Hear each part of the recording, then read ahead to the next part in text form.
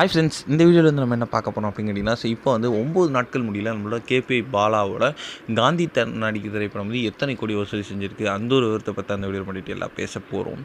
இப்போ வந்து விஜய் டிவிலேருந்து வந்து நிறைய ஸ்டார்ஸை வந்து விஜய் டிவி வந்து ப்ரொடியூஸ் பண்ணியிருக்காங்க. ஸோ அந்த ஒரு வரிசையில் வந்து சிவகார்த்திகேயன் இவங்கெல்லாம் தாண்டி இப்போ வந்து லேட்டஸ்ட்டாக பாலா அப்படின்ற ஒரு நபர் வந்து வந்திருக்காரு. ஸோ இவர் வந்து நம்ம கேபிவிலேருந்து குக்குத் கோமாளி வரைக்கும் எல்லாருக்குமே தெரியும்.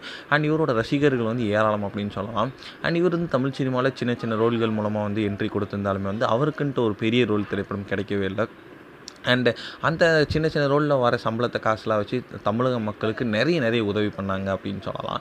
ஸோ இந்த ஒரு விஷயம் வந்து ரசிகர்கள் வந்து ரொம்பவே கவர்ந்துச்சு அப்படின்னு சொல்லலாங்க. ஸோ இப்போதைக்கு வந்து அவர் வந்து காந்தி கண்ணாடி அப்படின்ற ஒரு திரைப்படத்தின் மூலமாக ஹீரோவாக வந்து தமிழ் சினிமாக்குள்ளே என்ட்ரி கொடுத்திருந்தார். ஸோ இந்த திரைப்படத்தை ஷெரீஃப் அவர்கள் தான் வந்து இயக்கியிருந்தாங்க. ஸோ இந்த திரைப்படம் வந்து மாபெரும் வெற்றி அடைஞ்சது அப்படின்னு சொல்லலாங்க. ஸோ ரசிகர்கள் இன்னுமே இந்த திரைப்படத்தை கொண்டாடிட்டு இருக்காங்க. ஸோ இப்போதைக்கு வந்து ஸ்க்ரீன்ஸ் வந்து கொஞ்சம் நல்லாவே ஒதுக்கியிருக்காங்க அப்படின்றதுனால வந்து இந்த திரைப்படத்துக்கு நல்ல ஒரு வரவேற்பு கிடைச்சிட்டு அமோகமான ஒரு ரெஸ்பான்ஸ் வந்து கிடைக்கிது.